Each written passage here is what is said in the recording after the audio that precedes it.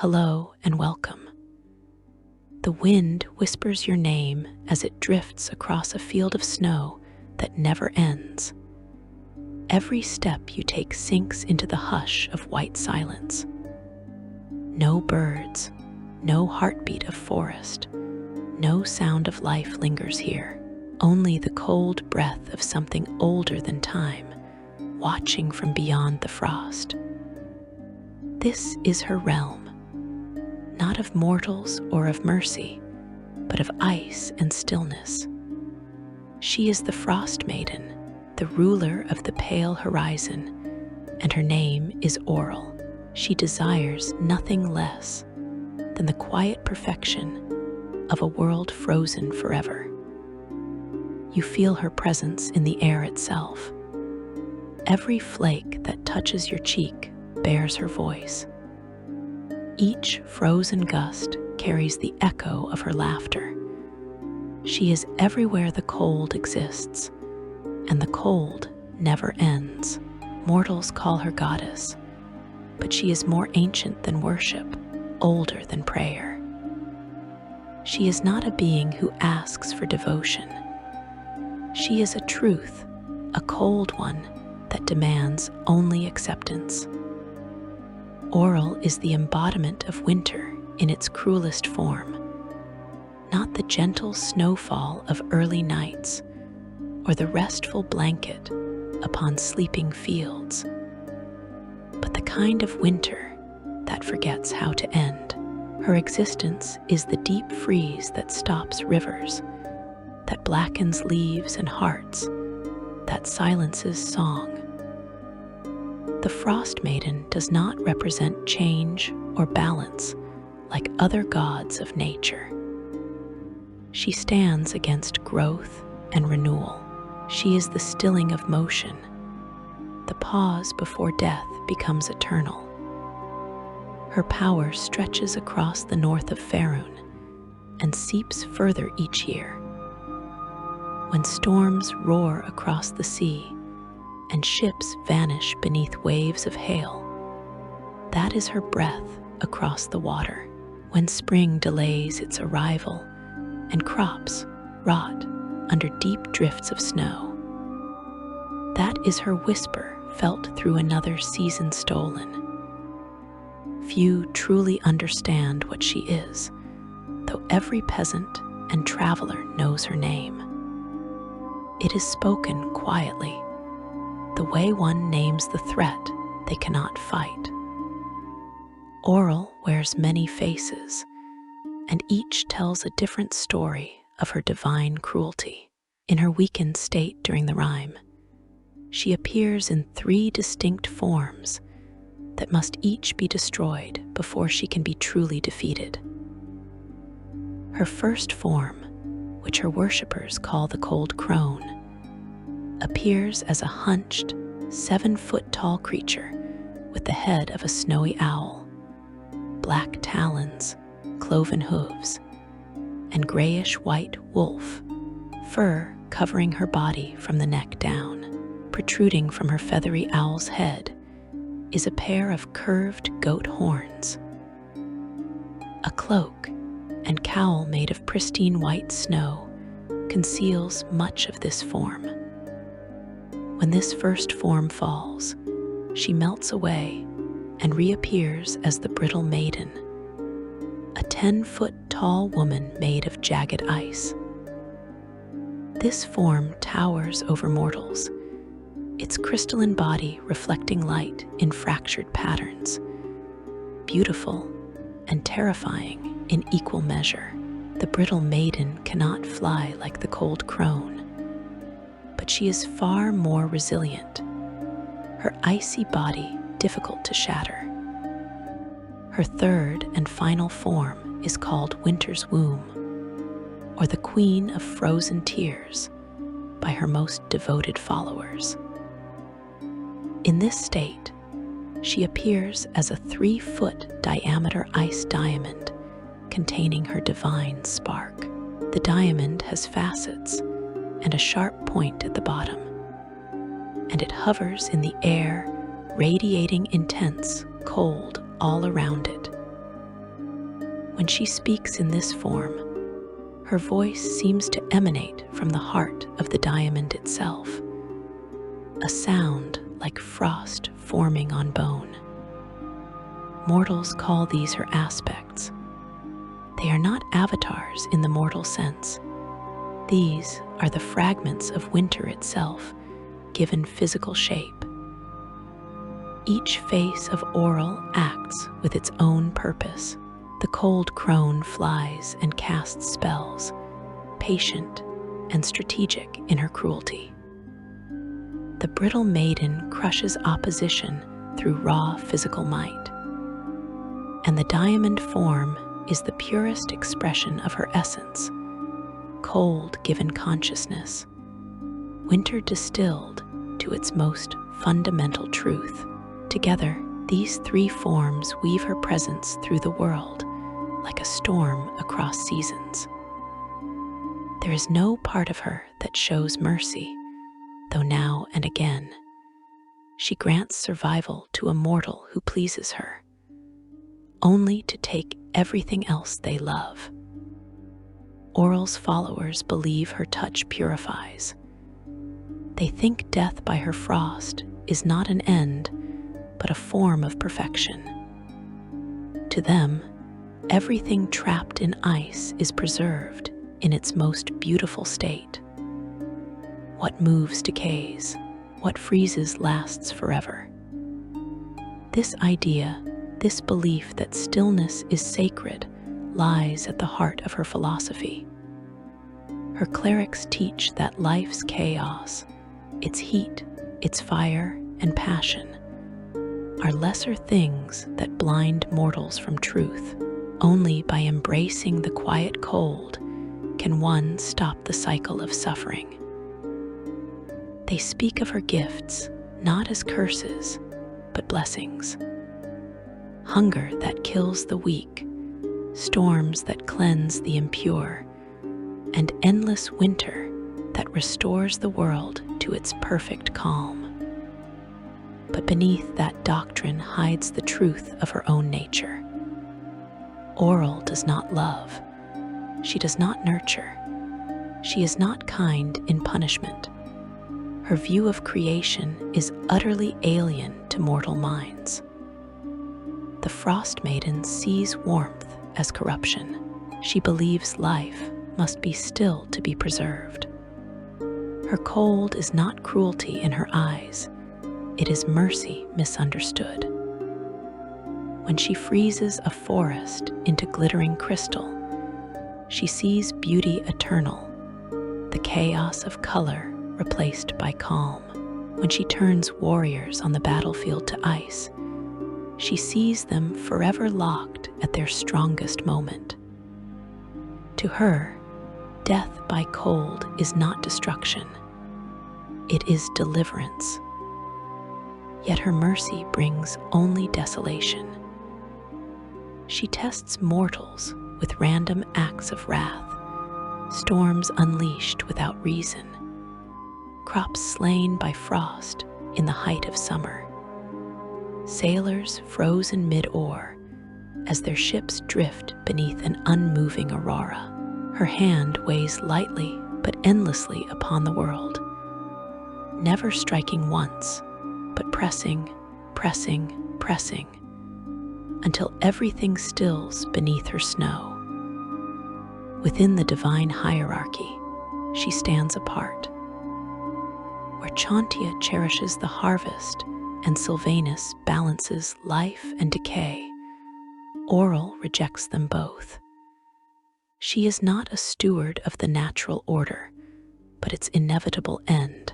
Her kin among the gods find her patience unsettling. She does not rage as Talos does, nor exult in destruction's thunder.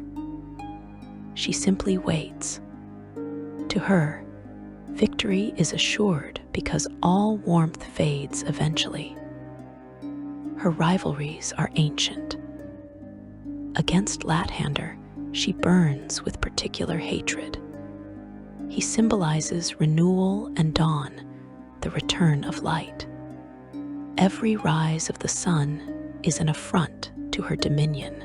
She despises him not because his power equals hers, but because his purpose undermines hers. For every ray of hope his light brings, she swears to snuff it with cold. Her followers speak of an endless duel, his morning against her endless night. When his priests light dawn torches at midwinter, the conflict between their faiths becomes most visible. Her enmity with Chantia is older still. The goddess of life and growth forever labors to melt Auril's frost from the soil, to feed starving fields and breathe green into gray. And yet for every field restored, dozens die beneath Auril storms. The two are locked in ceaseless balance, the tender hand of life pressed against the relentless grip of cold. Priests of Chantia claim that when harvest comes late, Auril herself has been walking among them. To the goddess Umberlee of ocean depths, Auril is at once a rival and ally. When Auril's frost spreads too far, even the seas stagnate, denying Umberlee her storms and her drowned.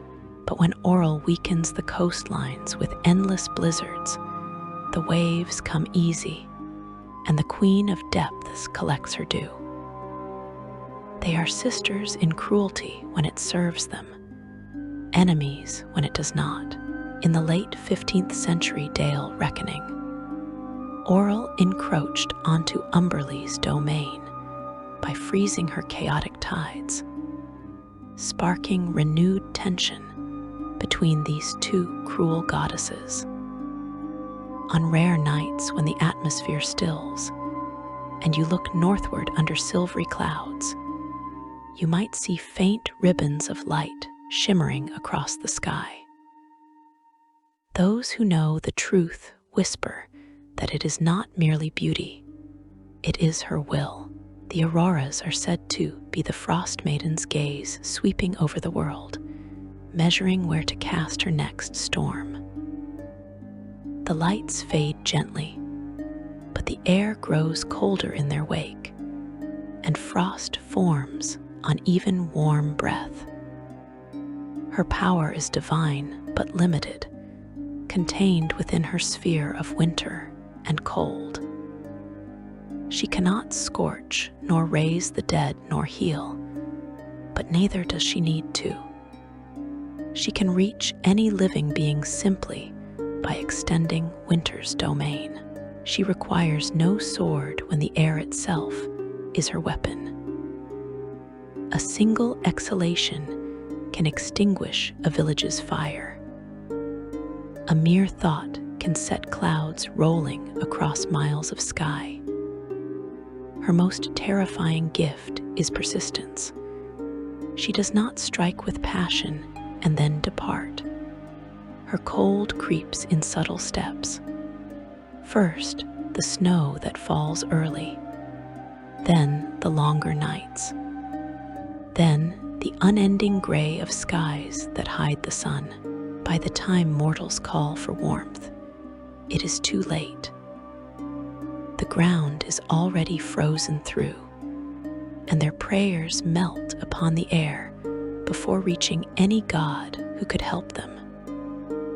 Those who worship her do not always do so willingly. Fear often begins their service, but over time, dread becomes awe, and awe becomes devotion. A fisherman caught in storm prays to her to spare his ship, and when the storm passes, he attributes survival not to chance but obedience. A farmer whose crops freeze in summer might curse her one year, but beg her forgiveness the next, thinking that maybe his neighbor's defiance drew her attention. Thus, her faith spreads not through promise but warning. And once fear ripens into acceptance, her influence becomes nearly irreversible.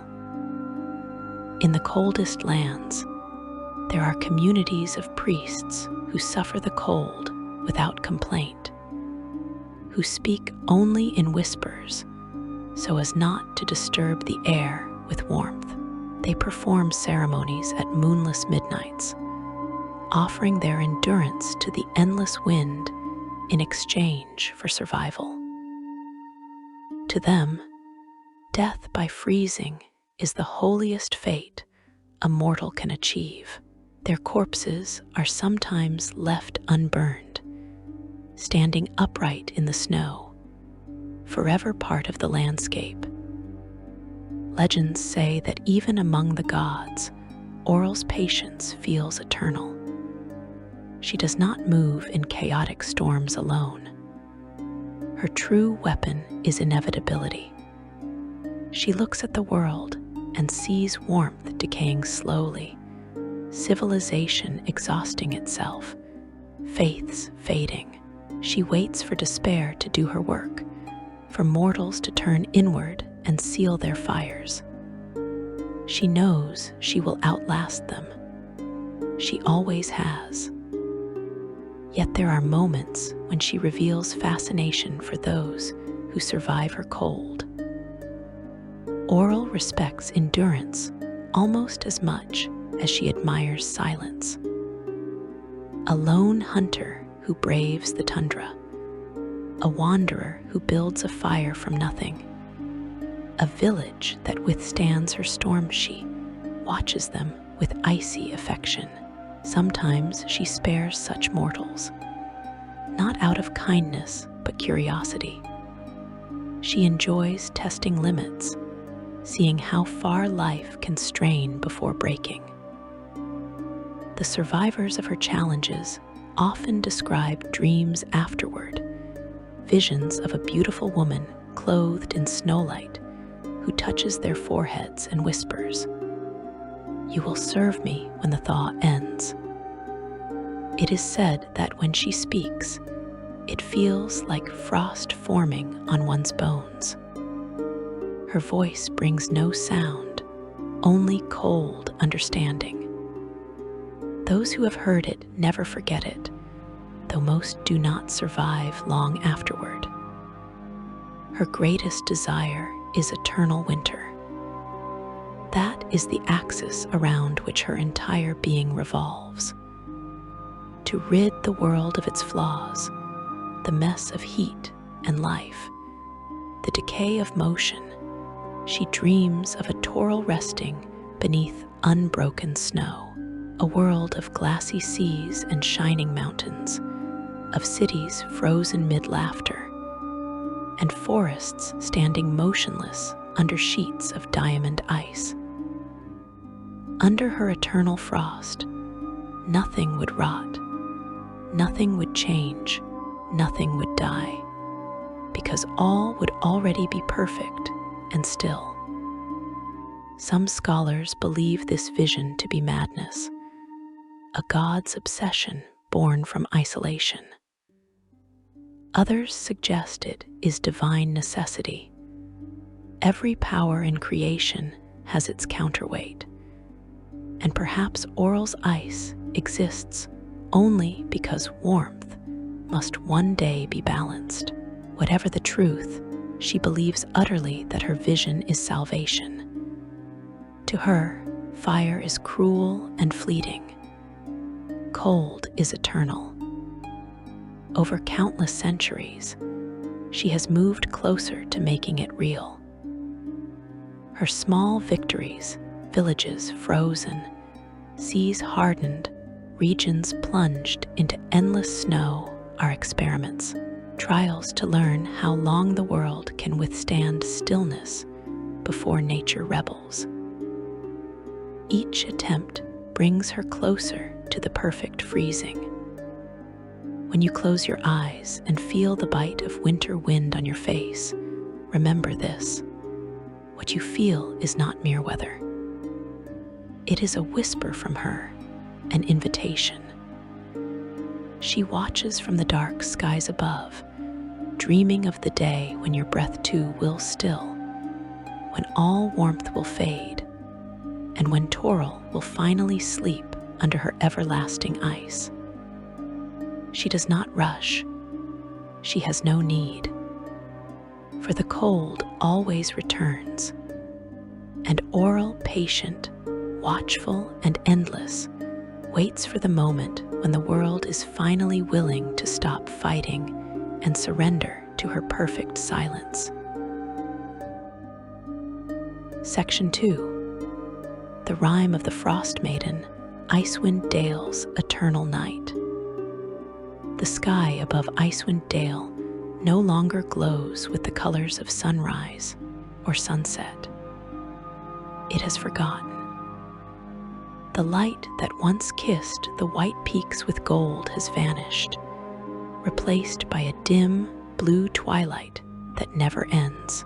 In this place, time stands still beneath Auril's gaze. The world has become a quiet monument to her will, and you can feel her power in the air, sharp as a blade and cold as grief. She has taken her first great step toward eternal winter. You stand now where the wind never rests. The snow beneath your feet seems endless, stretching past all sight, and the cold has a personality. It wants you still, silent, motionless. Each breath burns like swallowing ice. All warmth feels wrong here, like defiance that the land itself rejects. This is not natural winter. This is the rime of the Frostmaiden, the spell that has locked Icewind Dale in darkness and frozen it beyond the reach of spring. It began without alarm, without thunder or warning. The sun simply refused to rise one morning. Hours passed, and the horizon remained clothed in twilight.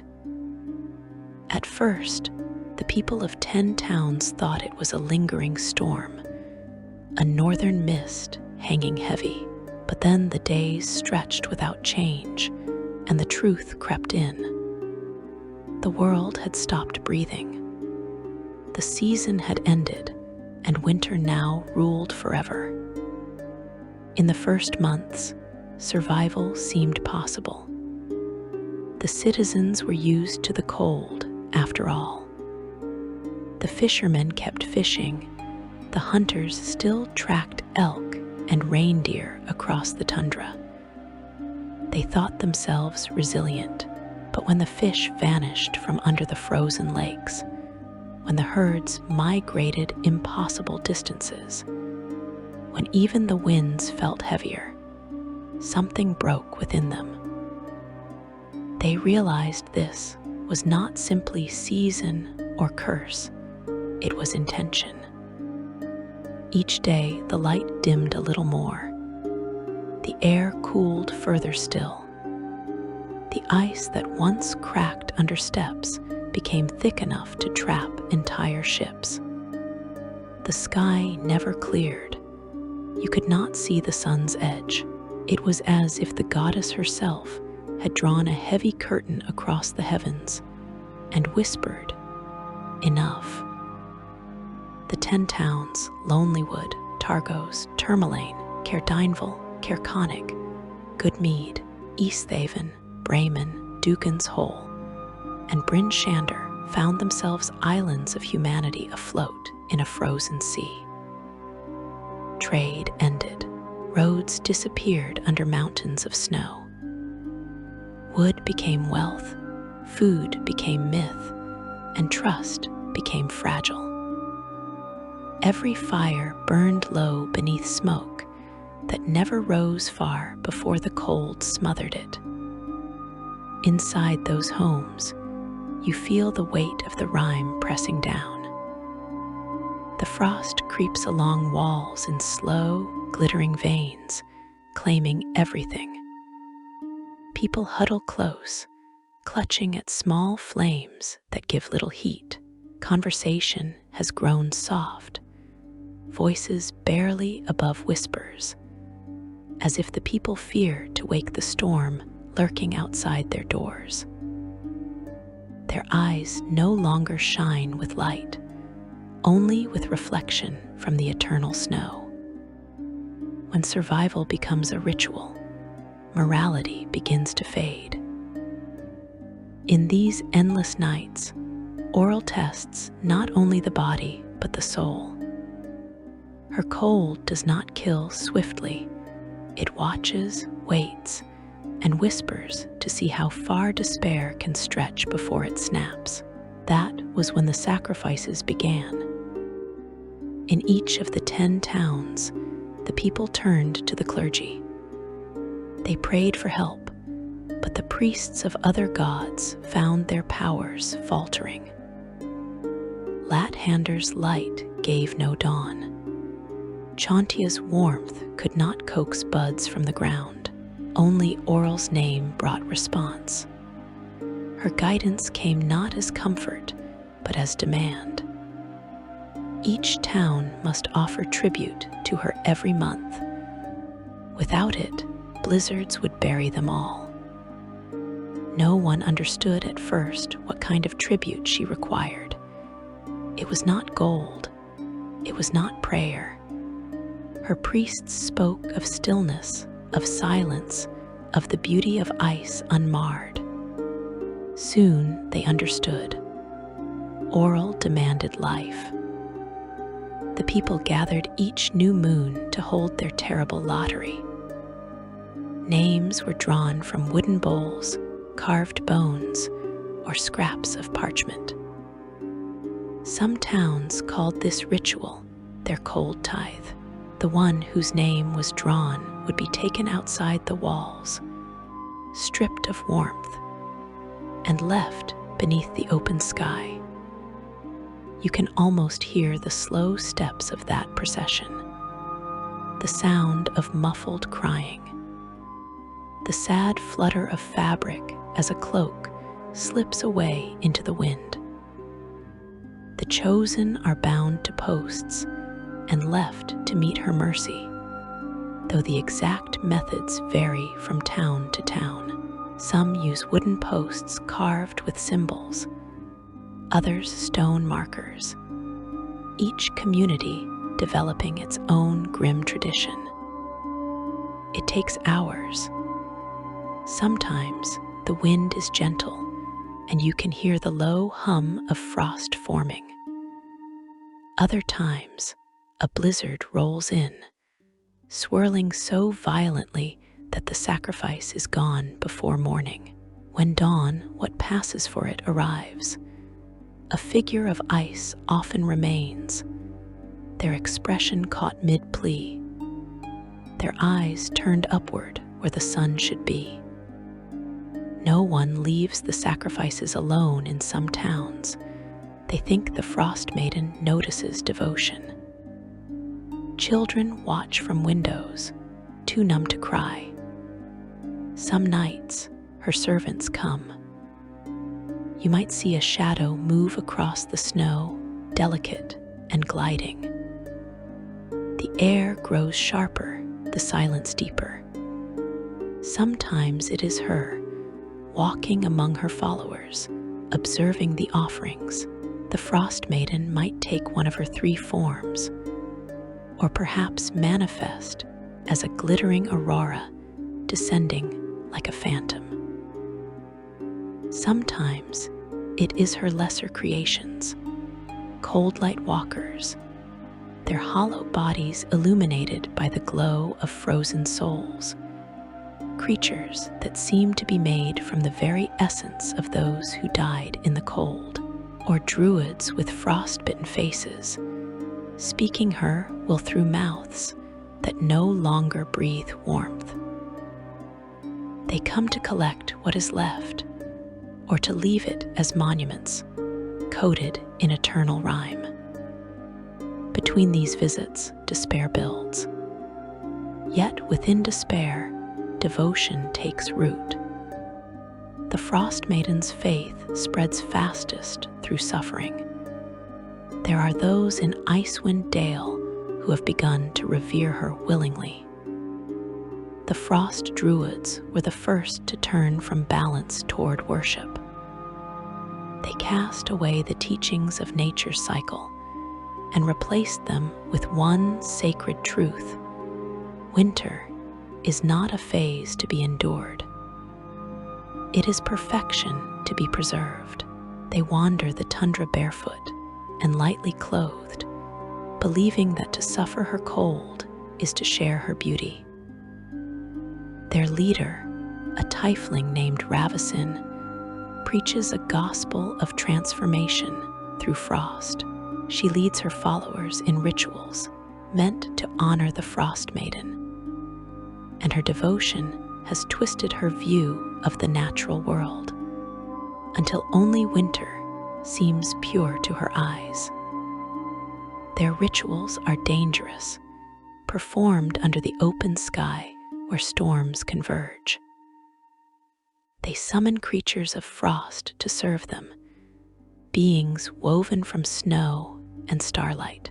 They attack travelers who carry too much warmth, destroy fires they deem offensive, and teach that to die of cold is not death at all, but transformation into something more perfect.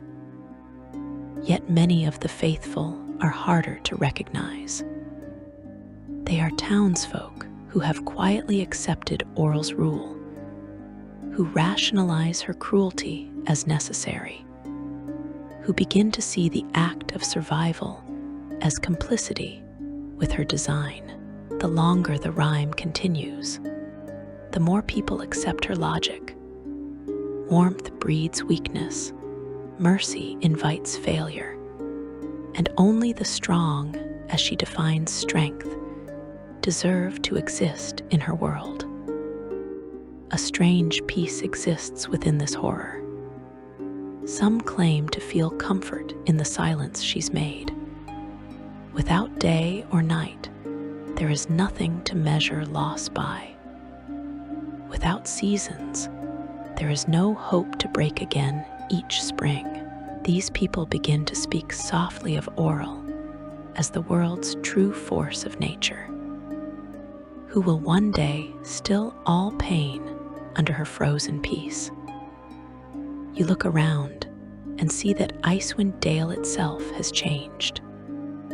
Forests now stand petrified, their trunks glittering like crystal pillars.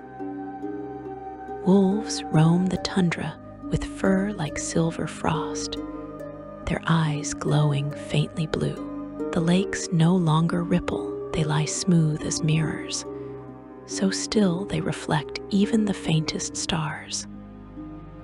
Overhead, the auroras drift and twist, painting the sky with her beauty. Artistic, perfect, and deathly still. In the center of all this lies her sanctuary, the island fortress called Grimskell at the middle of the sea of moving ice. You approach across frozen water, though few mortals ever find this place or survive the journey. The air itself shies away from the island, as if the world understands you are drawing near a god's dwelling. The fortress rises from the ice like a sculpture grown, not built, its spires translucent, its walls carved from living ice that hums faintly. It shifts as you watch, reshaping itself into patterns of intricate symmetry. Within those walls, Auril rests when she is not flying across Icewind Dale on her rock companion. She rarely remains still for long, for she has work to do. Her thoughts drift across Icewind Dale like the wind, commanding storms with as little effort as exhaling. On nights when sacrifices are made at the edge of villages, she may watch from high above, riding the night sky on wings of frost. Their suffering feeds something deep within her nature. Around her fortress, her servants patrol creatures born not of blood, but frost. Ice mephits carry messages through tunnels of air. Winter wolves prowl the perimeter, their breath-forming mist that coils like incense. Frozen statues dot the landscape, their forms drawn from those she has chosen to preserve. To her, it is beauty, figures that will never leave, never decay, never speak above the quiet. This place represents one of the coldest points accessible in the material plane. The air burns to breathe. Even sound seems to freeze. When she passes overhead on her mighty rock, the entire region shivers, and through the frozen wastes, you can hear the wind carrying something that might be her voice, sweet and slow, a lullaby made from sorrow. Throughout Icewind Dale, her presence presses like gravity. Every storm, every snowdrift, every shiver of cold breath feels coordinated under her watchful calm. She is testing her art. The rhyme is a prototype, her laboratory for eternity. If she can keep winter flawless here, without break, without resistance, then one day she could extend it further. What she accomplishes in the Dale, she might mirror across Faerun itself. You cannot help but wonder what the world would look like if she succeeds. Oceans hardened into still glass plains that stretch beyond the horizon. Mountains glimmering like diamonds. Forests trapped forever in the first moment of snowfall. Humanity huddled beneath layers of ice until their names freeze out of memory. A planet of silence where even the gods fall quiet beneath frost. For now, her experiment continues. The rhyme of the Frostmaiden remains unending, each day swallowed by the next without transition. It has become more than punishment, it is prophecy. Icewind Dale stands as the first fragment of the eternal winter she dreams to bring. Her followers whisper that one day, she will spread her rhyme across all of Toril, and the world will thank her in stillness when the last flame dies, and the last breath turns to crystal in the air. And when that day comes, the Frostmaiden will sit upon her throne of ice, surrounded by the glittering remains of creation, and she will smile, because at last she will have made the world perfect. Section 3. Historical Precedents, Auril's Winter Campaigns Throughout History. The rhyme of the Frostmaiden is not Auril's first attempt to freeze the world. Long before Icewind Dale fell into darkness, her ambition carved scars across history, winters that refused to end, cities buried under glaciers, entire civilizations erased beneath her snow. You stand now at the intersection of past and present, where the ancient cold whispers secrets about what she has done and what she is preparing to do. History remembers her campaigns as natural disasters, freak weather events, or divine punishments for forgotten sins. But when you examine the patterns closely, when you trace the frost back through the centuries, a troubling picture emerges. Scholars who study divine intervention see her hand in many historical freezes. Her intention behind killing storms that lasted far longer than nature alone could sustain. She has been practicing for millennia, refining her methods, learning how to make winter permanent. The oldest tales come from the north, from oral traditions passed down by the regged tribes who survived what they call the long winter. Their stories speak of a time in the distant past when the world was young and the gods still walked openly among mortals. In those days, winter was wild and unpredictable, sometimes lasting months, sometimes barely arriving at all. The seasons had no rhythm, no pattern, and into that chaos came Auril, drawn by the cold like a moth to flame. The tribes describe her as the White Shadow, a figure that moved across the tundra, leaving trails of blue frost that never melted. Animals followed in her wake, wolves with fur like snow, bears whose breath formed ice crystals in the air, and birds whose songs sounded like wind through frozen caves. Wherever she walked, winter deepened. The ground froze solid. Lakes hardened into sheets of ice thick enough to support mountains. According to these oral histories, for 3 generations, the sun never fully rose above the horizon.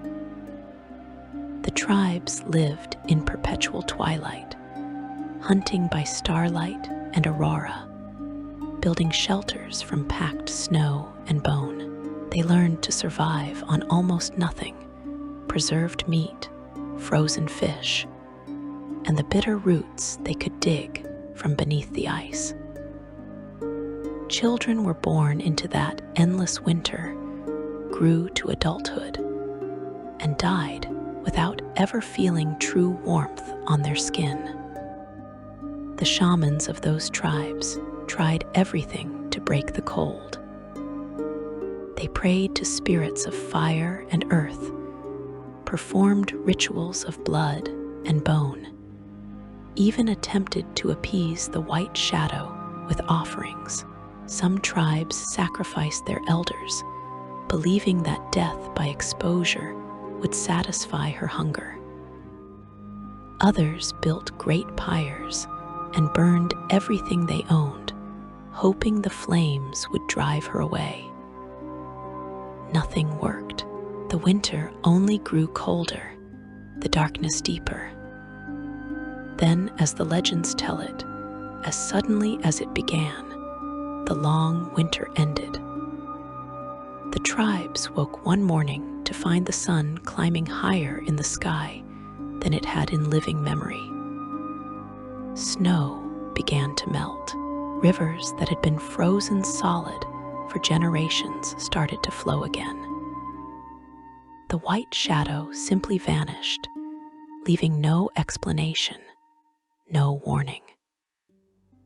The survivors emerged from their shelters to discover a landscape transformed, new mountains where valleys had been, lakes expanded into inland seas, and entire forests reduced to fields of standing deadwood.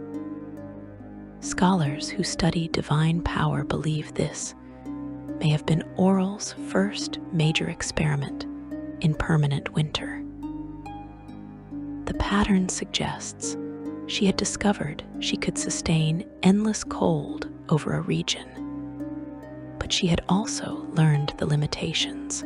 Maintaining that level of divine power required constant attention, draining her essence day after day.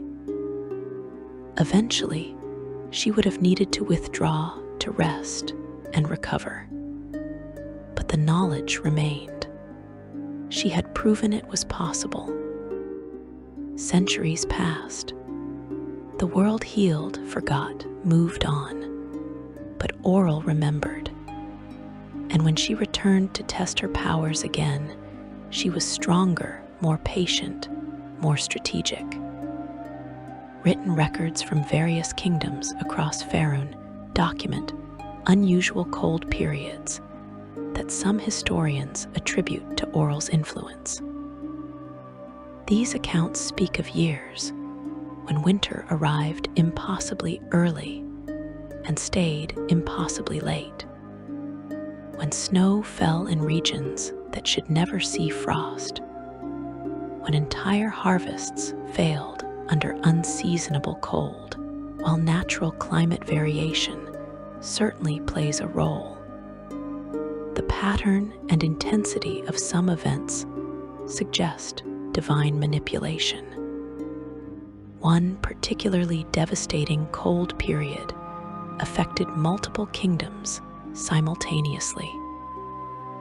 That year, winter arrived early across vast stretches of the continent. Snow was reportedly falling in southern regions by what should have been high summer. The Sea of Swords experienced unusual ice formation around coastal areas, trapping fishing fleets. Caravans crossing various trade routes reported temperatures dropping below freezing even at midday. Even forests normally protected by ancient druidic magic found their leaves encased in frost. The suffering was unprecedented according to the historical accounts. Crops failed across multiple kingdoms. Livestock froze. Rivers that cities depended on for water and trade became barriers of ice. Starvation spread. Villages in the north simply disappeared, buried under snowdrifts that piled higher than their roofs. Priests across Faerun recognized this as no natural winter. The faithful of Chauntea reported that even their most powerful blessings could not coax growth from the frozen soil. Druids of Sylvanus found their connection to the natural cycle disrupted, as if winter had become untethered from the wheel of seasons. And in the temples of Lathander, dawn prayers grew desperate as each sunrise seemed weaker, the light struggling to pierce the thick clouds that blanketed the sky. Witnesses from this period reported seeing unusual aurora displays in the northern sky, more vivid than any in recorded history. Some accounts describe sightings of a divine figure walking across frozen lakes.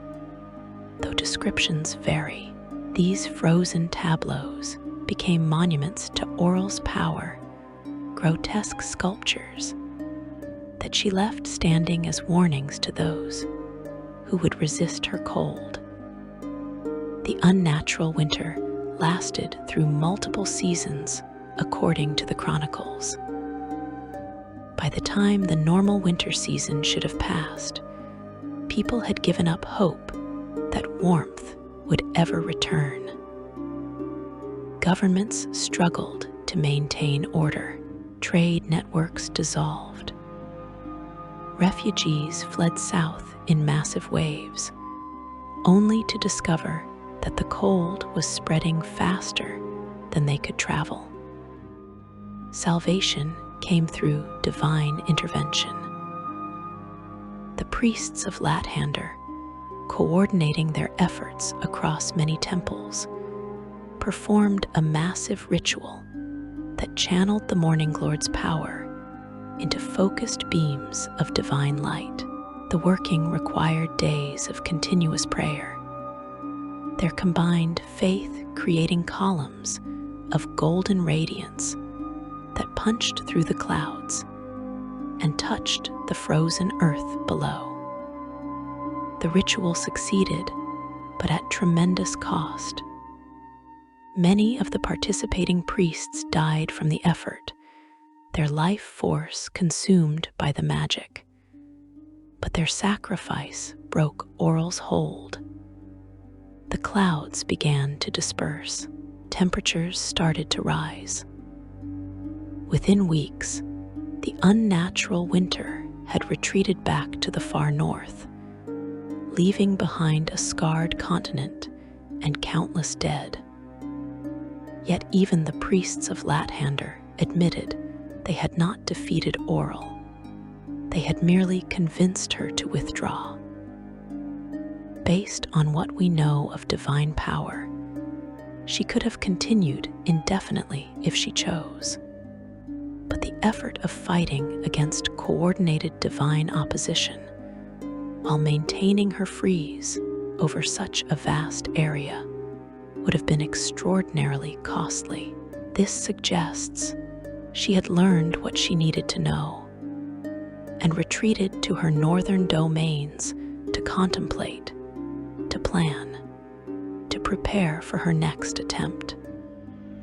Between these grand campaigns, Auril's influence manifested in smaller, more insidious ways. She cultivated worship among those who lived in permanent cold, building networks of faithful who would serve as her agents when she needed them. Organized cults dedicated to Auril arose in various northern settlements over the centuries. These groups began among those who survived catastrophic storms and ice events, interpreting their survival as divine favor rather than chance. They began offering prayers and sacrifices, hoping to spare themselves from her wrath. What started as fearful appeasement often evolved into genuine worship. Temples appeared throughout northern communities, though most operated in secrecy, hidden from the scrutiny of other faiths. Their rituals were simple, but brutal, suffering cold without complaint, offering warmth as sacrifice, honoring the Frostmaiden through endurance. Some particularly extreme practices involved ritual exposure to freezing conditions, which adherents believed brought them closer to their goddess. These faithful spread slowly but steadily into communities that already battled harsh winters. Some developed practical magic, creating spells that preserved bodies in ice or protected against extreme cold. This utility made them valuable in northern settlements, and their influence grew even as their theology remained disturbing to outsiders. From these foundations arose more militant groups over time. Unlike earlier secretive worshippers, some cultists became evangelical and aggressive. They declared that heat itself was corruption, that fire represented a stain upon the world's natural state. They attacked forges, destroyed hearths, and even assaulted temples of Kasath, the god of elemental fire. These zealots wore distinctive garb that marked them as Auril's chosen. They believed themselves protected from the corrupting influence of warmth. Their most devoted members undertook missions to extinguish magical sources of heat, targeting enchanted forges and eternal flames that various cities maintained as symbols of civilization's triumph over winter. Some groups ventured into unlikely places, attempting to bring frost where it should never exist. Though they often failed to create permanent changes, their interference sometimes disrupted local weather patterns for years, causing unseasonable cold snaps and frost storms in regions that should never experience such phenomena. These cults provided Auril with mortal agents who could act in her name when she could not manifest directly. They spread her philosophy, normalized suffering from cold as sacred rather than tragic, and prepared communities psychologically for the day when winter might never end. Historical records also speak of Auril's attempts to extend her domain over water. Sailors from various periods tell stories of what they call winters of glass, when northern ocean waters froze far beyond normal limits. These events began with storms unlike any recorded, cold hurricanes where waves froze as they rose, creating mountainous formations of ice that sparkled with trapped lightning. Northern reaches of oceans became nearly solid within days. Merchant vessels found themselves trapped in ice that formed faster than they could sail, their hulls crushed by the pressure of freezing water expanding around them. Those few ships that escaped such events described impossible sights. Ocean surfaces hard as glass stretching to the horizon, reflecting auroras that danced overhead in swirling patterns of green and blue.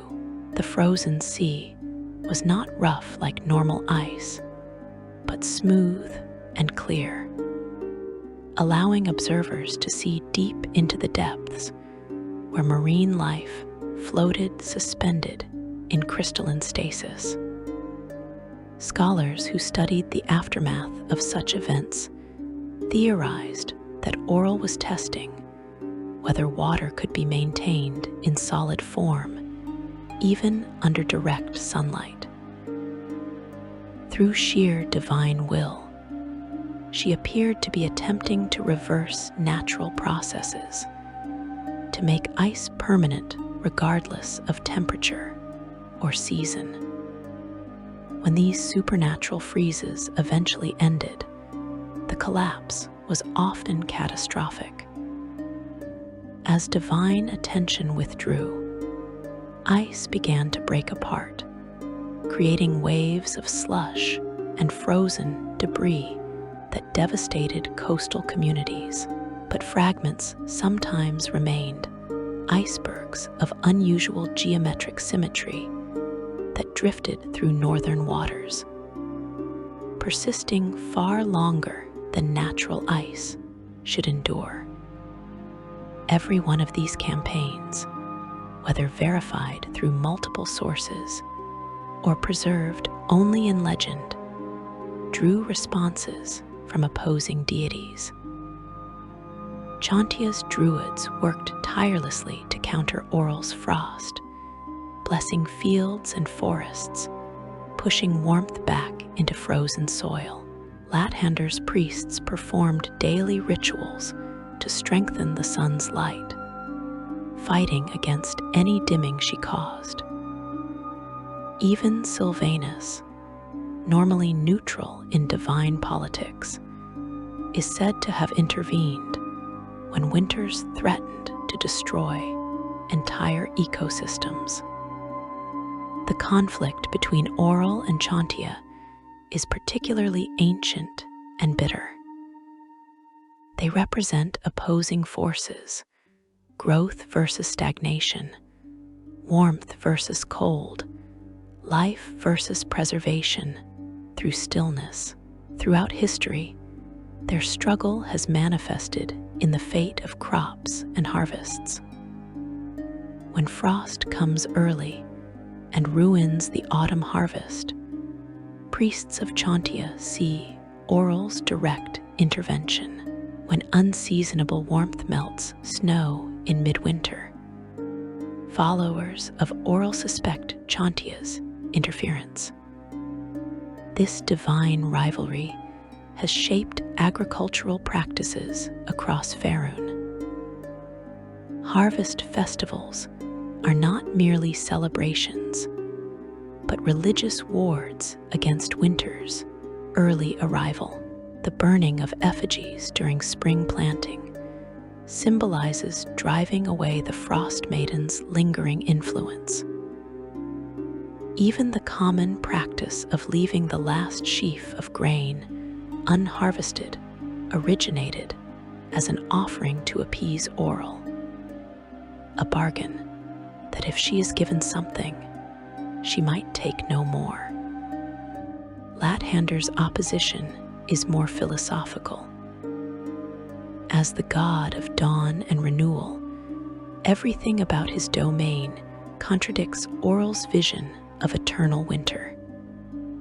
His light melts her frost. His promise of new beginnings undermines her gospel of final stillness. The priests of these two deities regard each other with open hostility. In northern regions where both faiths are present, conflicts erupt regularly, with Lathander's followers destroying ice shrines, while Auril's cultists extinguish sacred flames. There are legends of a great battle between these two deities, when Lathander himself manifested in the sky as a column of golden light, while Auril appeared as a storm of crystalline darkness. The stories say they clashed for hours, the sky splitting between day and night, warmth and cold. The battle ended in stalemate, with both deities withdrawing to recover. Whether such an event truly occurred or represents allegorical storytelling, it captures the fundamental opposition between these divine forces. Mortal heroes have also risen to oppose Auril throughout history, though their victories proved temporary. Tales speak of coalitions between unlikely allies, fire giants, who normally shun human contact, working alongside mortal warriors. Together, they supposedly used volcanic heat and elemental fire to create zones of warmth that pushed back against advancing glaciers. These campaigns were brutal according to the accounts. The participants built great furnaces, melted ice dams, and engaged Auril's servants in direct combat, frost giants and winter wolves against creatures of flame and stone. The effort cost them dearly. Most involved died from exposure or combat, and the warm zones they created often collapsed within years of their deaths. Yet these stories persist because they offer hope.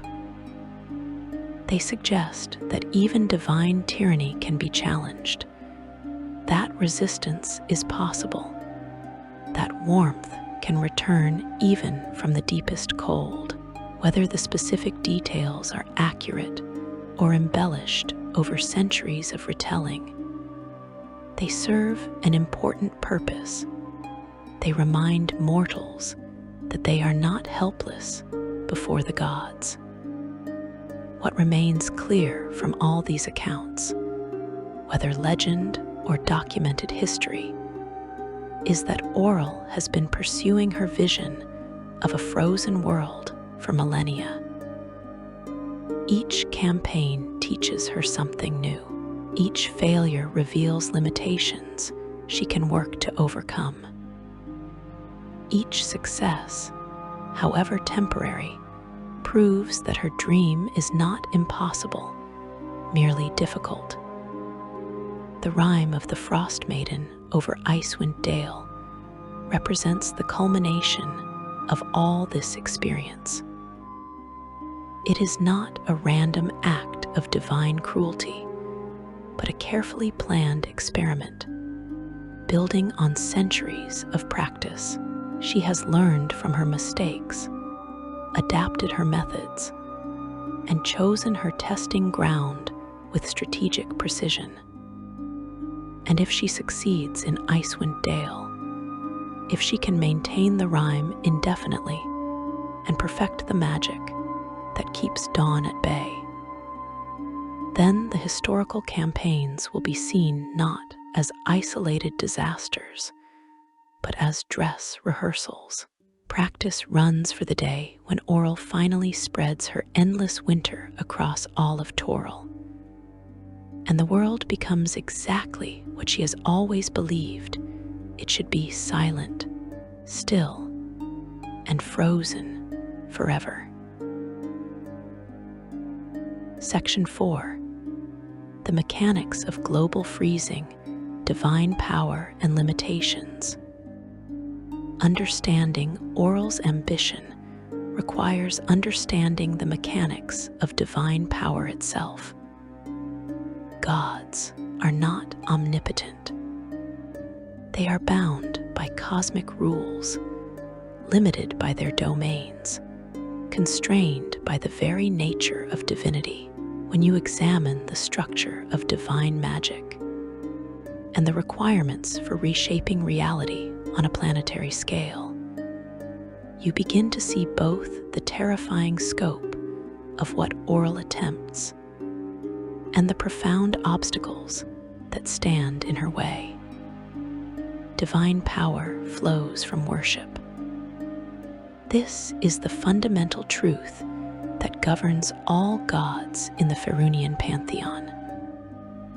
The more followers a deity has, the more prayers they receive, the more faith directed toward them, the stronger they become.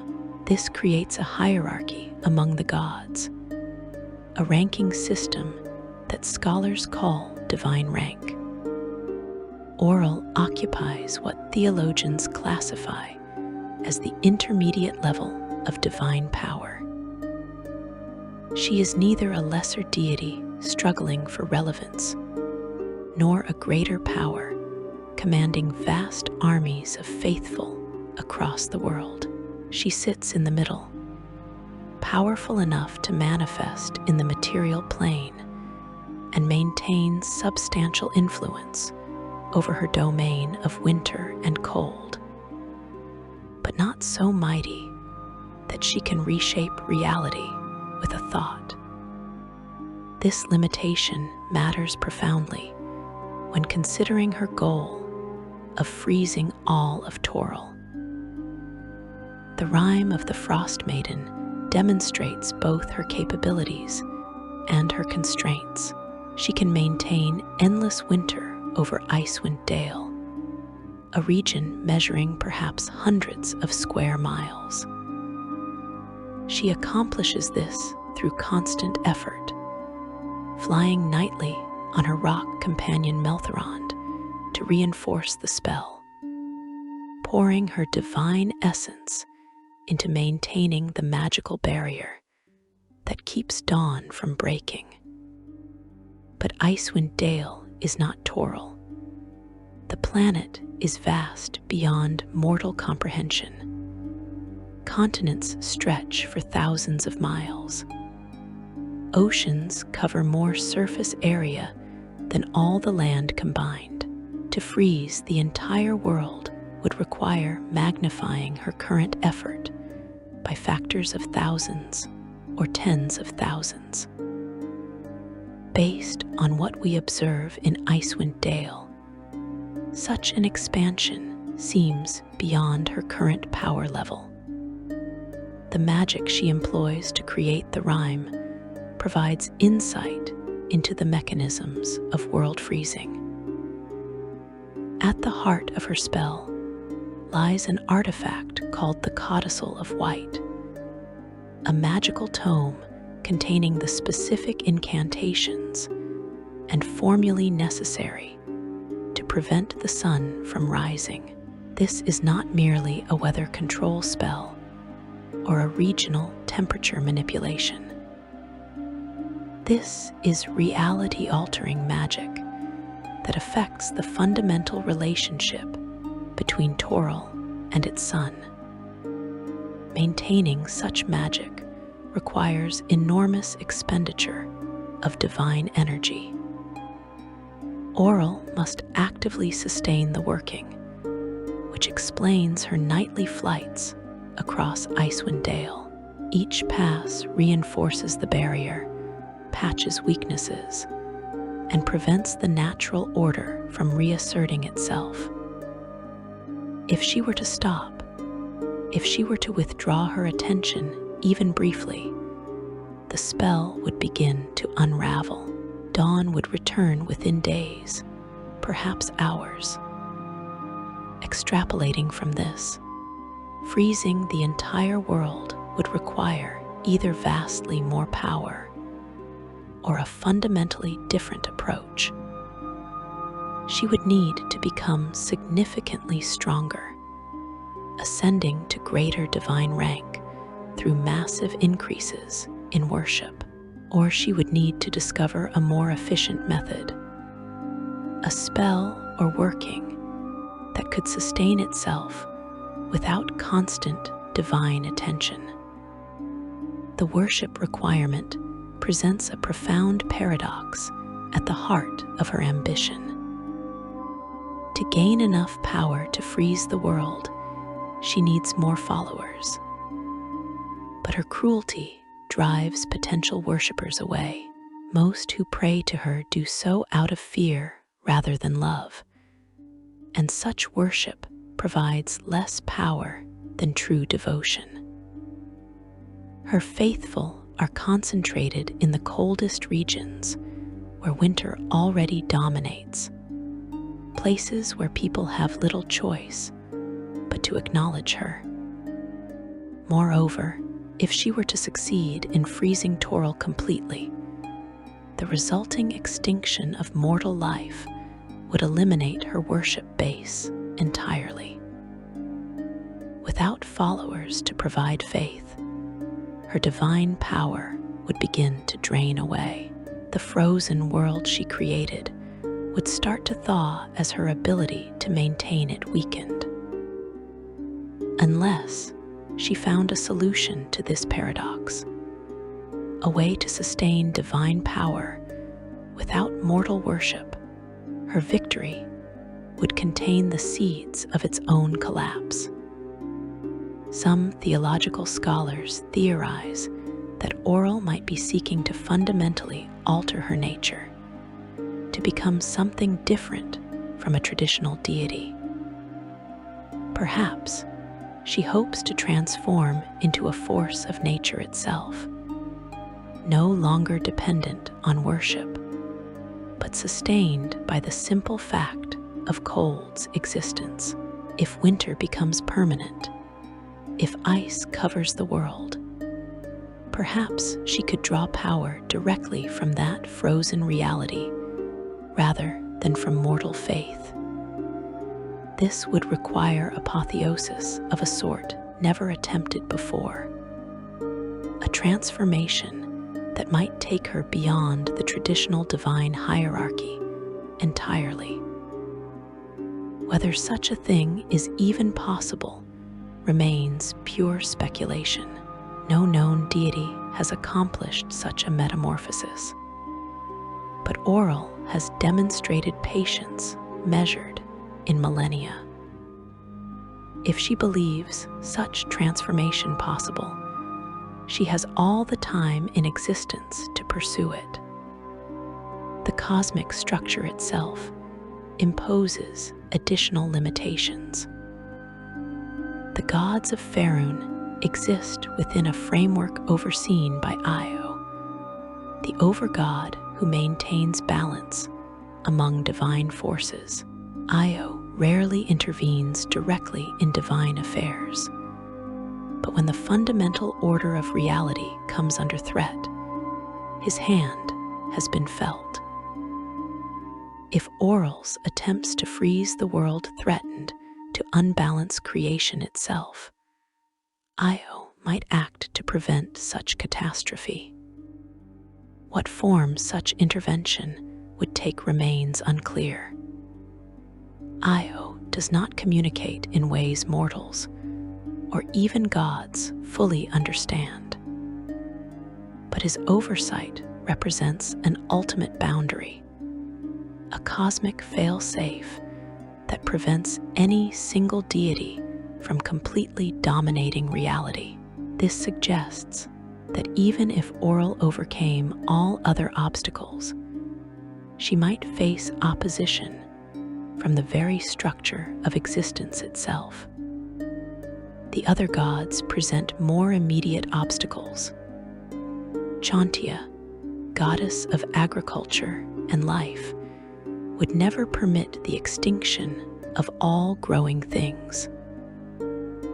Lathander would fight eternally against the snuffing of dawn. Sylvanus would act to preserve the natural cycle that Auril seeks to destroy. Collectively, the opposing deities command far more power than Auril alone possesses. This brings us to the question of divine warfare. Gods can fight each other, manifesting avatars in the material plane or clashing directly in the divine realms. Such conflicts are devastating, capable of reshaping landscapes and killing thousands of mortals as collateral damage, but they are also costly.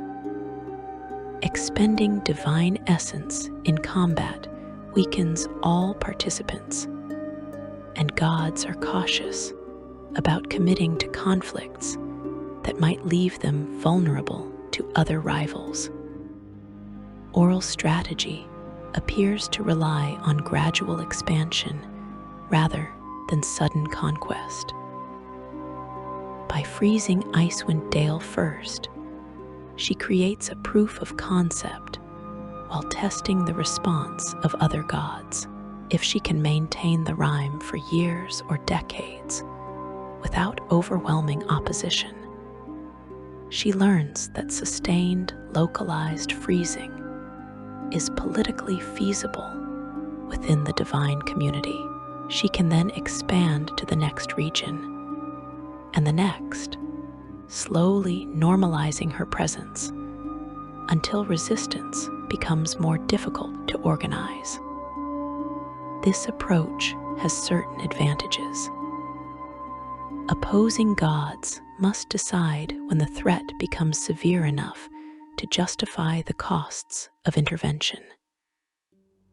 Chauntea might tolerate the loss of Icewind Dale, a region that produces little agriculture anyway, but she would certainly act if Auril's frost threatened major farming regions like Cormor or the Dalelands. The question becomes, at what point does opposition crystallize? Auril gambles that by the time other gods recognize the true scope of her ambition, she will have grown strong enough through expanded worship and accumulated power that stopping her becomes extremely difficult. Each frozen region provides new, faithful, desperate people who turn to her out of necessity. Each expansion demonstrates her growing might, attracting those who worship power itself. The strategy compounds over time if left unchecked. Mortal opposition, while less powerful than divine intervention, cannot be dismissed entirely.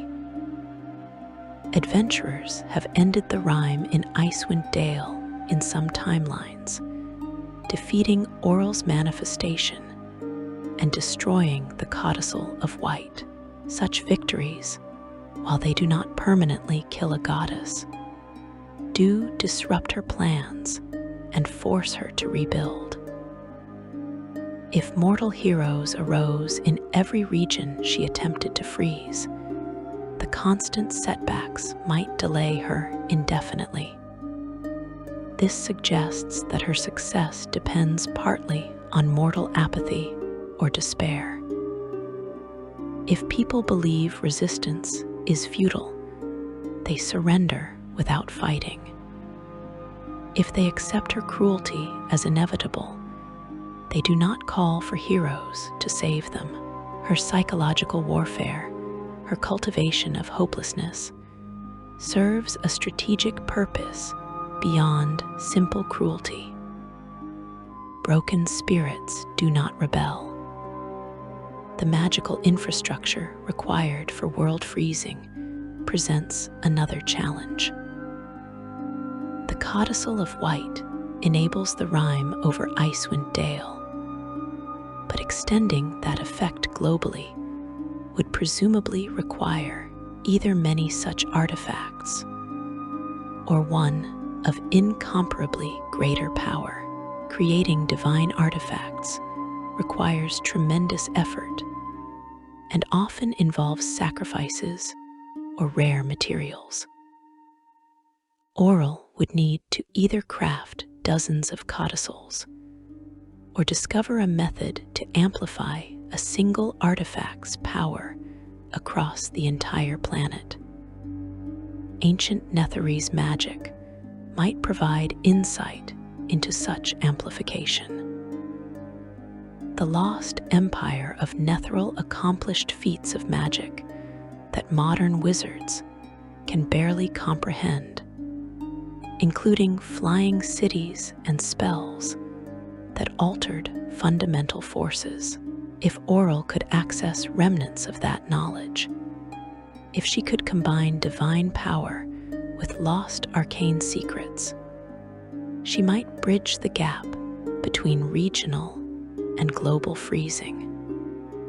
The ruins of Ithrin, the Netherese city that crashed in the Regged Glacier near Icewind Dale, are not coincidentally located near her current experiment.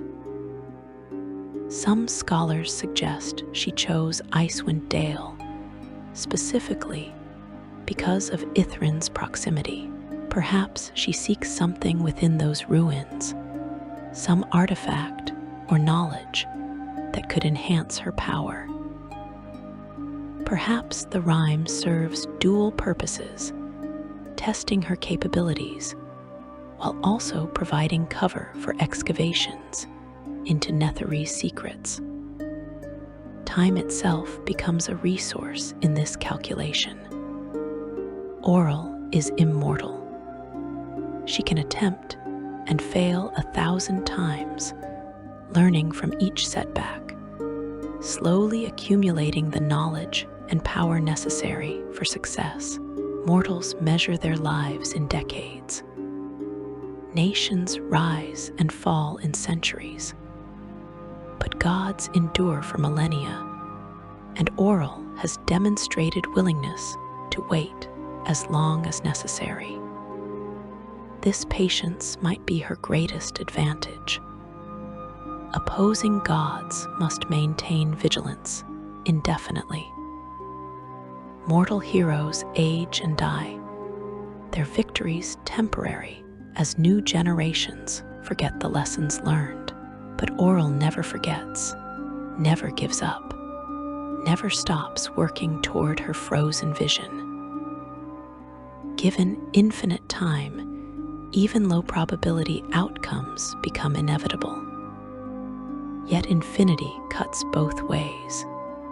If she can wait forever, so can her opposition. Chauntea will always labor to bring spring. Lathander will always champion dawn. The cycle of seasons, encoded into the fundamental nature of Toril itself, possesses its own patient endurance. Auril fights not just against other gods, but against the basic structure of reality, which has operated in cycles of warmth and cold since the world's creation.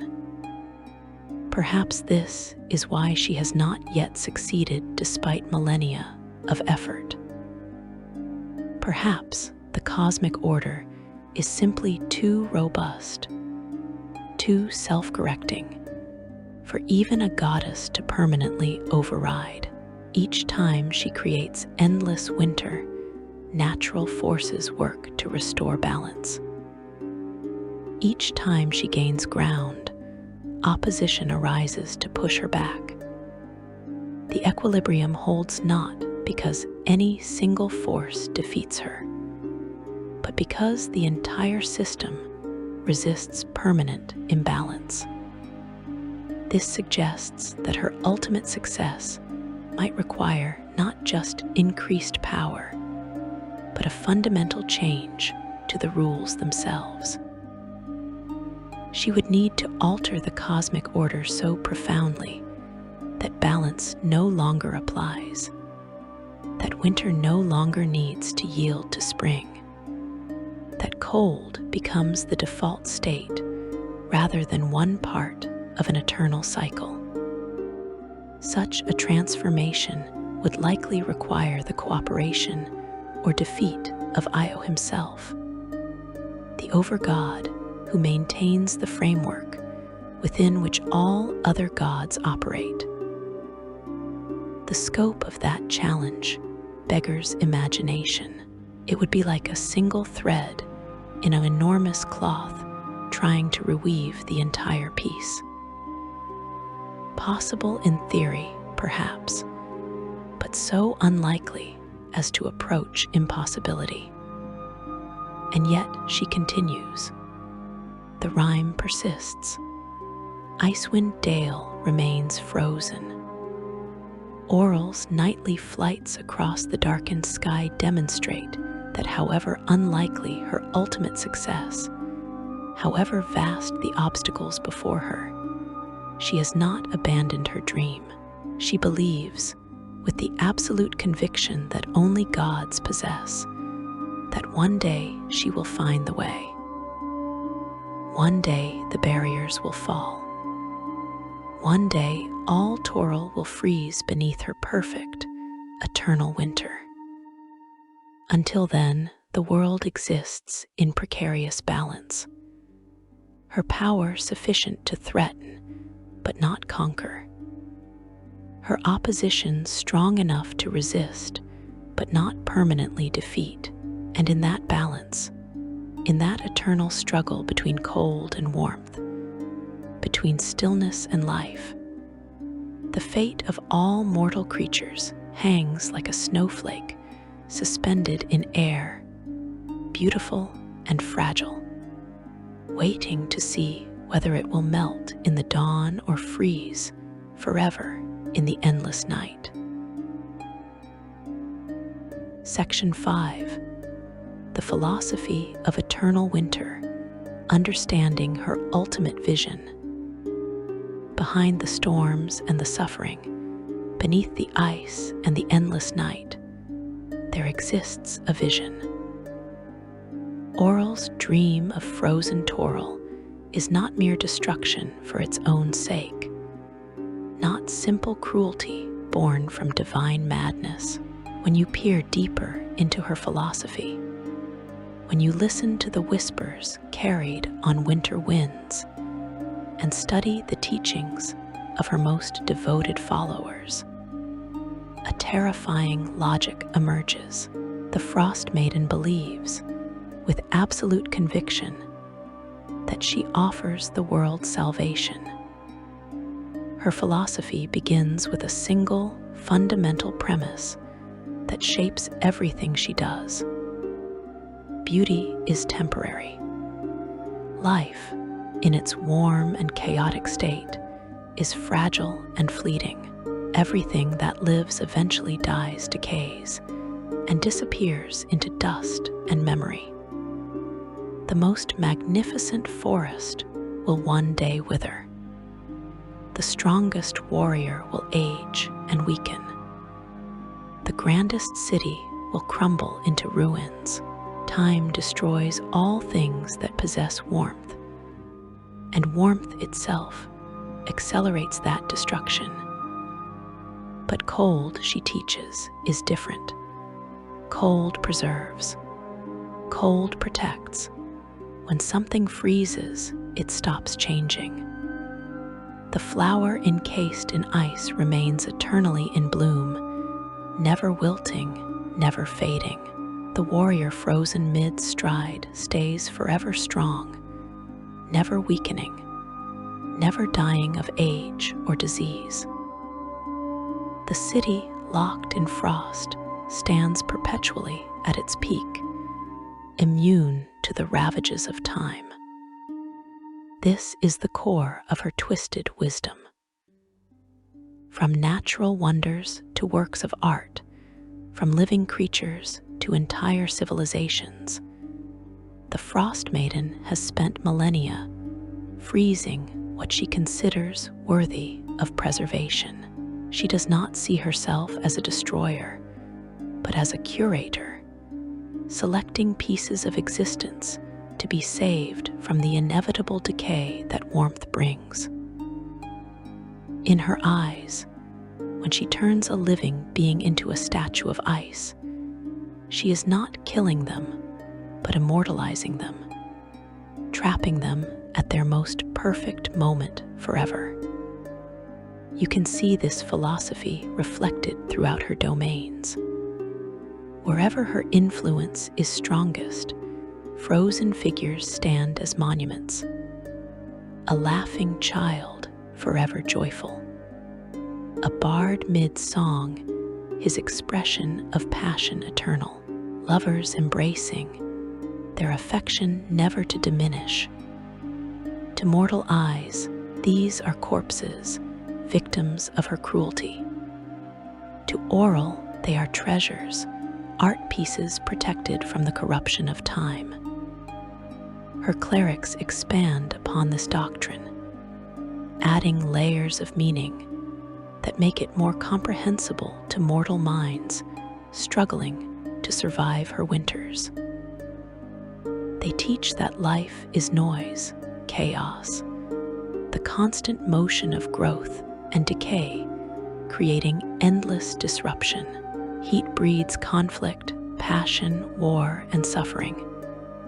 But cold brings stillness, and in stillness there is peace. According to this teaching, the act of freezing is not punishment, but mercy. When a person dies of cold, their suffering ends permanently. They require no more food, feel no more pain, experience no more loss or fear. They simply are forever preserved in ice, beyond the reach of time's cruelty.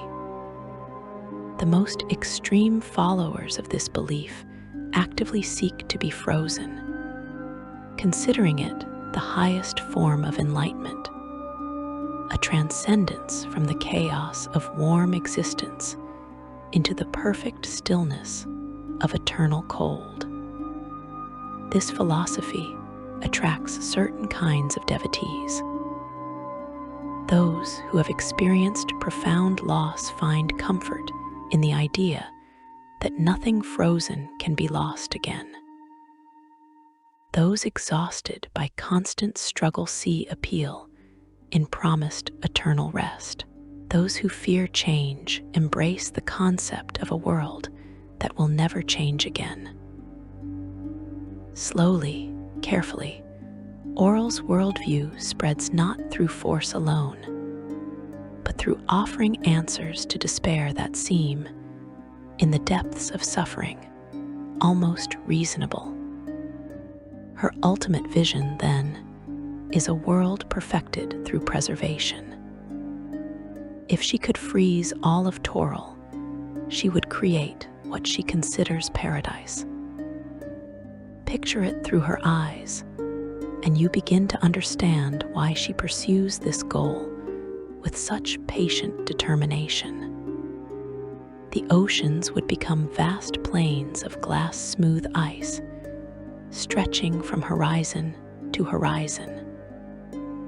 Ships would stand forever motionless, trapped mid-voyage, their crews preserved at their posts.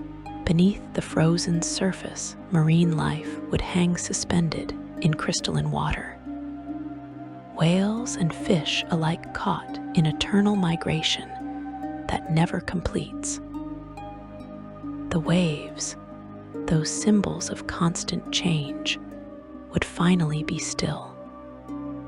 The forests would transform into sculptures of impossible delicacy.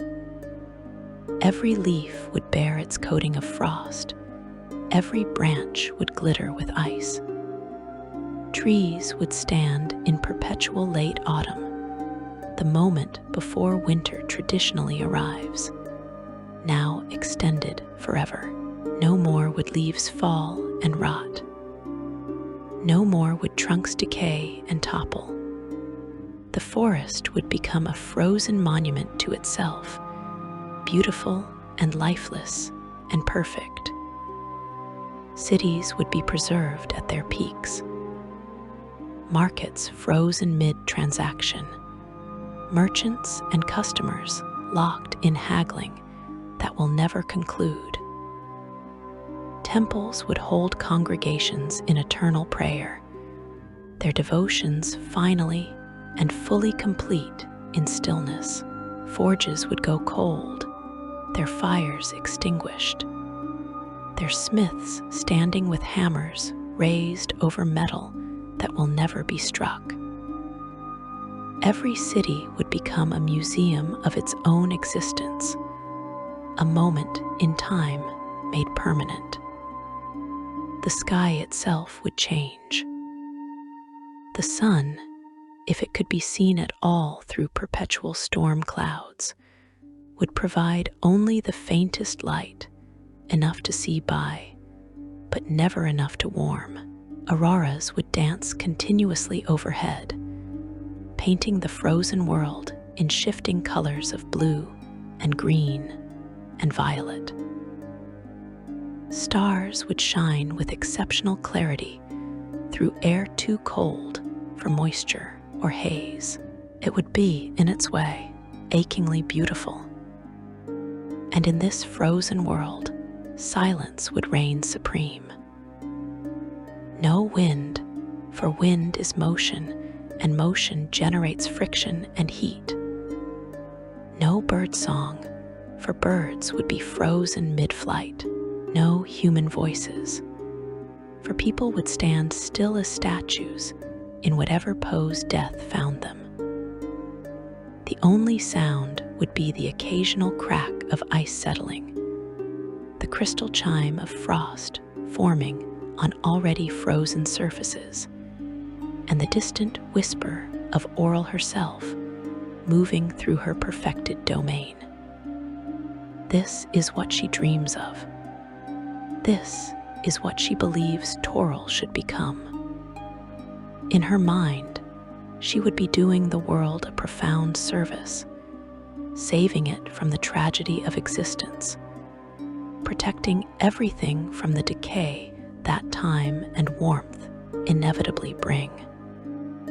But dreams and reality diverge sharply when you consider what such a world would actually mean for living things. The fate awaiting all creatures under eternal winter is not preservation, but extinction. And the process would be neither quick nor merciful. Plants would be the first to fail. Without true sunlight, photosynthesis would slow and eventually stop. Trees and grasses might survive for a season, perhaps two, drawing on stored energy, but as reserves depleted and no new growth became possible, vegetation would enter permanent dormancy. Within a few years, virtually all plant life would be dead, preserved in ice perhaps, but functionally extinct. The collapse of plant life would trigger cascading failures throughout every ecosystem. Herbivores would starve first, unable to find sufficient food. Deer, rabbits, elk, and countless other species would grow thin and desperate, their populations crashing as they competed for the last accessible vegetation. Many would freeze to death before starvation could claim them, their bodies adding to the growing galleries of ice sculptures that Auril finds so beautiful. Predators would follow soon after. Wolves might hunt successfully for a time, feeding on the dying herbivores. But as prey populations collapsed, predators would turn on each other, then starve in turn. Only the most cold, adapted species might persist for a generation or two longer. Winter wolves, creatures already attuned to Auril's essence, might thrive initially, but even they require prey, and prey requires plants, and plants require light and warmth. Marine ecosystems would suffer similarly catastrophic collapse. As oceans froze, first at the surface and then progressively deeper, the entire marine food chain would disintegrate. Plankton would die, eliminating the foundation of ocean life. Fish populations would plummet. Whales and dolphins, intelligent and aware, would suffer the horror of watching their world transform from fluid abundance to solid prison. Some might survive in pockets of liquid water beneath the ice, at least for a while. But their extinction would be inevitable and slow. Humans and other intelligent species would face perhaps the cruelest fate. Unlike animals, they would understand what was happening. They would recognize their doom approaching and feel the full weight of despair as every attempt to resist or adapt failed. The strong would survive longest. But strength alone cannot create food where none grows, or generate warmth when all fuel is depleted. The 10 towns under the rime provide a preview of this fate. Even with endless winter lasting only years rather than forever, the population declined dramatically through starvation, cold, and the monthly sacrifices. People became desperate, hollow-eyed shadows of themselves, surrendering first hope and then humanity in their struggle to persist. Some resorted to unspeakable acts. Others simply walked out into the snow to die with whatever dignity they could muster. In a world of global eternal winter, there would be no south to flee to, no hope of rescue, no memory of better times to sustain morale. Humanity would huddle in whatever shelters they could heat, burning first wood, then furniture, then anything combustible, knowing that eventually the fuel would run out. Some enclaves might survive for years through careful rationing and magic. But ultimately, every human community would face the same inevitable end. Magic users might last longest. Wizards capable of creating food and warmth through spells. Clerics receiving divine power from gods, not yet fully defeated. Druids drawing on the last dregs of natural energy. These individuals could potentially survive for extended periods, but magic is not infinite. Spell slots deplete, divine power wanes as worshippers die, and natural magic fades when nature itself is dead. Even the most powerful archmage would eventually exhaust their resources and join the frozen monuments. Some have theorized about survivors, isolated pockets of civilization that might adapt to eternal winter. Perhaps communities near volcanic vents could harness geothermal heat, perhaps magical city-states with powerful enough enchantments could maintain warmth indefinitely. Perhaps certain races naturally resistant to cold could weather the freeze and inherit the world. But these hopeful scenarios ignore a fundamental reality. Auril's eternal winter would not be merely cold weather. It would be the active, ongoing expression of divine will. Any community attempting to maintain warmth or life would be fighting directly against a goddess who has infinite patience and who considers their survival an affront to her vision. She would focus her attention on such holdouts, crushing them individually until nothing warm remained anywhere.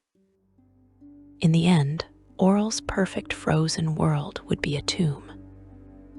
A beautiful tomb, perhaps, filled with crystal sculptures and glittering ice, but a tomb nonetheless. Every living thing would be extinct, replaced by frozen statues, and Auril would walk alone through the silence, the only being still moving in a world finally, completely still. Yet even now, even as she works toward this vision with methodical determination, there are those who resist. Hope, that most stubborn of forces, persists in the hearts of mortals and gods alike. Resistance movements exist, fragile but real, fighting against the cold with every resource they possess. In Icewind Dale itself, where her power is strongest and her presence most oppressive, sparks of defiance flicker. Adventurers arrive regularly, drawn by rumors of treasures lost in the ice, or by simple heroism, the desire to help those suffering under tyranny. Some are fools who die quickly, unprepared for the depths of cold and danger they face. But others are competent, resourceful, and determined. These heroes represent the greatest threat to Auril's local dominion. Small bands of adventurers might seem insignificant against the power of a goddess, but they possess advantages that divine beings often overlook. They are mobile, unpredictable, and capable of growth. A group that starts at modest power can, through determination and success, gain levels of ability that let them challenge even divine avatars.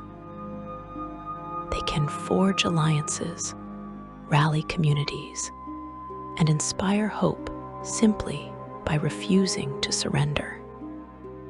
The key to breaking the rhyme, based on what scholars understand of its mechanics, lies in understanding its weaknesses and striking at its sources.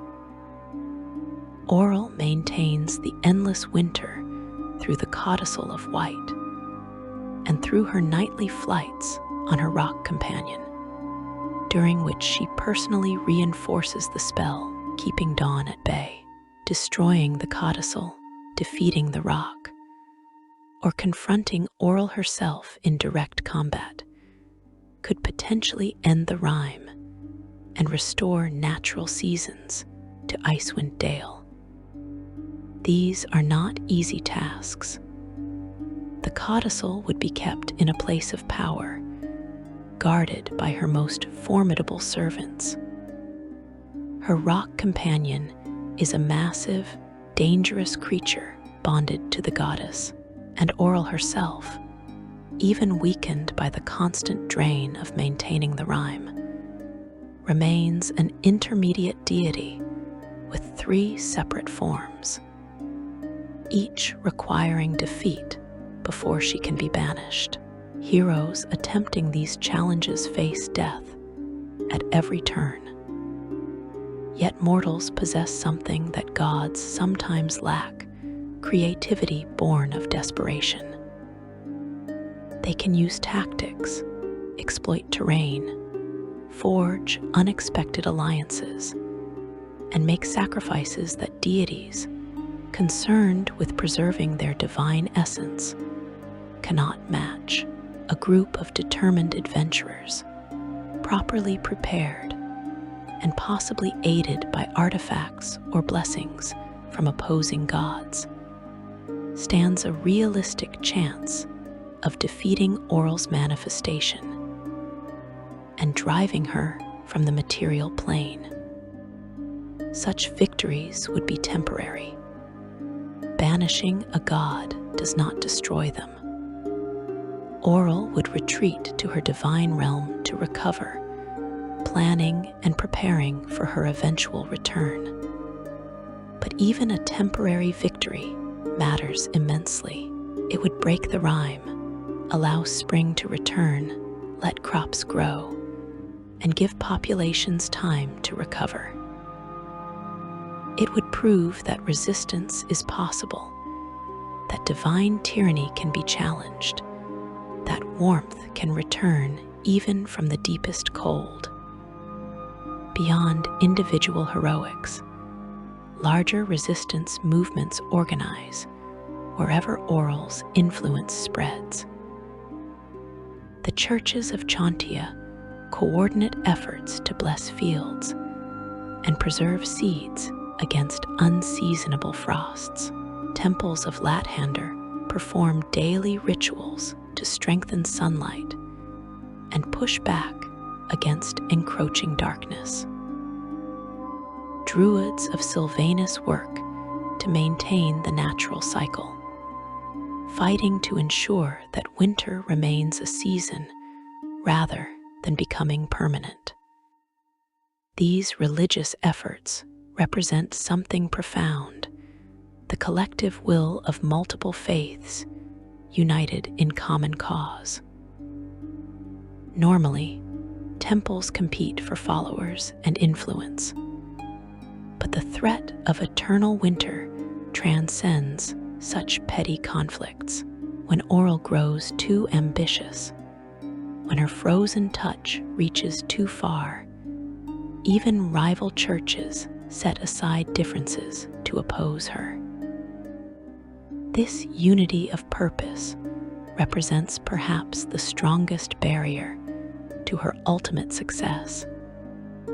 Mortal ingenuity also plays a role in resistance.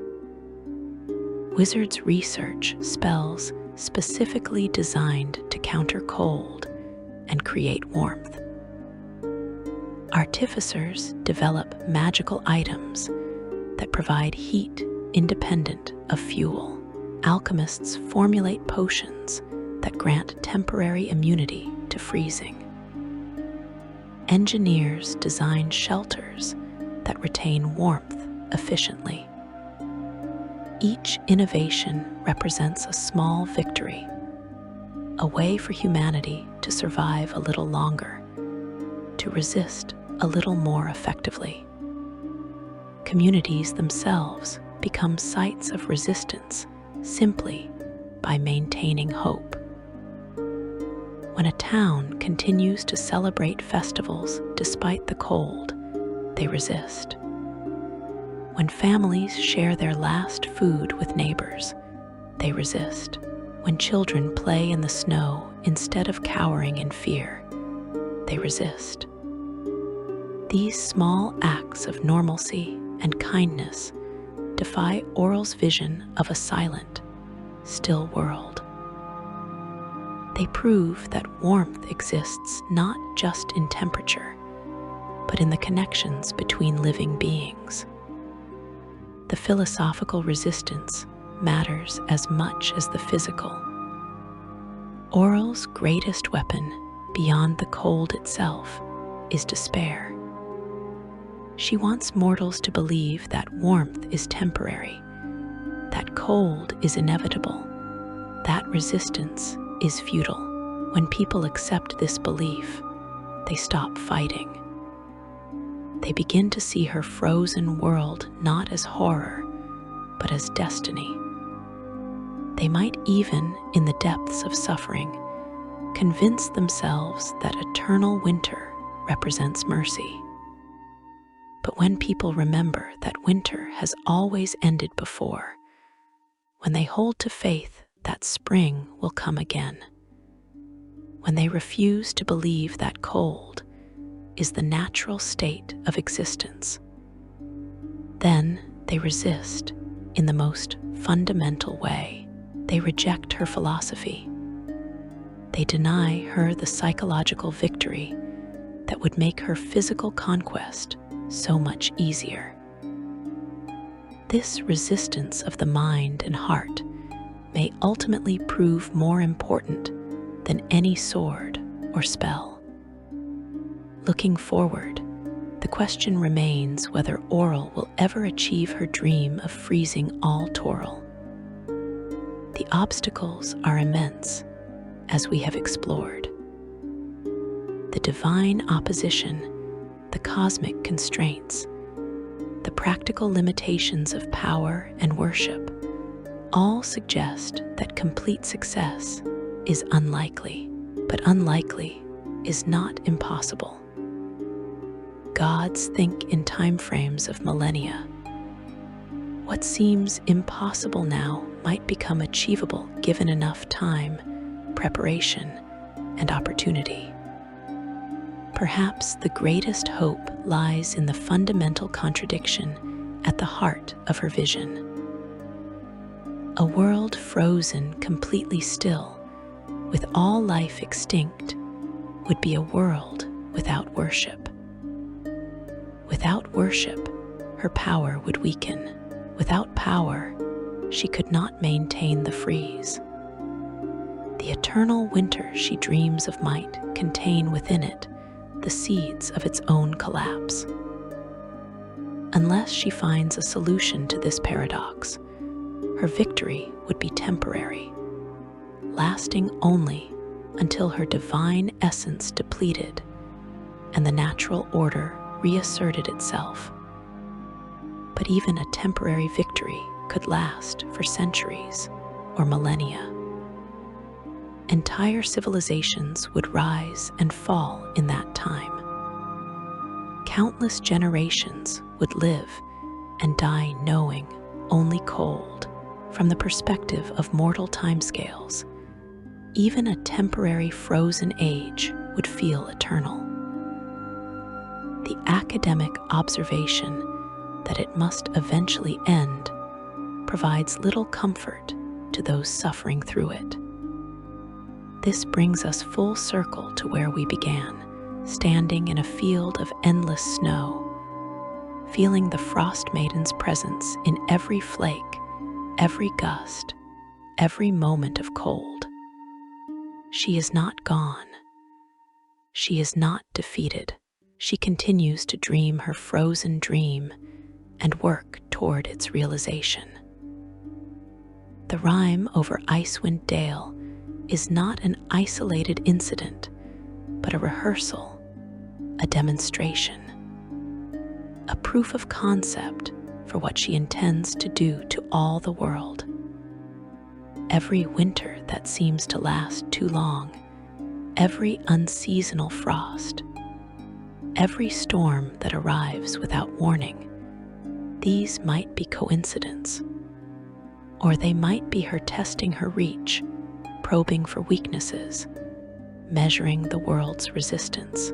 She has all the time existence offers. She does not tire. She does not forget.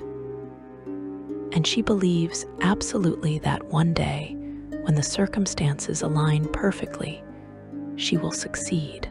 The cold is patient. And Auril, the Frostmaiden, embodiment of winter's cruelty and cold's perfection, waits within it for her moment. She watches from beyond the frost, planning, preparing, dreaming of the day when the last fire dies, the last breath freezes, and the world finally, eternally, falls silent beneath her snow. That is her philosophy. That is her vision. And that is what you stand against when you stand against the cold. If you found this deep dive into the lore of Auril, the Frostmaiden, fascinating, please consider liking this video and subscribing to the channel. There are so many more stories to explore, so much more lore waiting to be uncovered. Until next time, stay warm, stay curious, and may your fires never go out.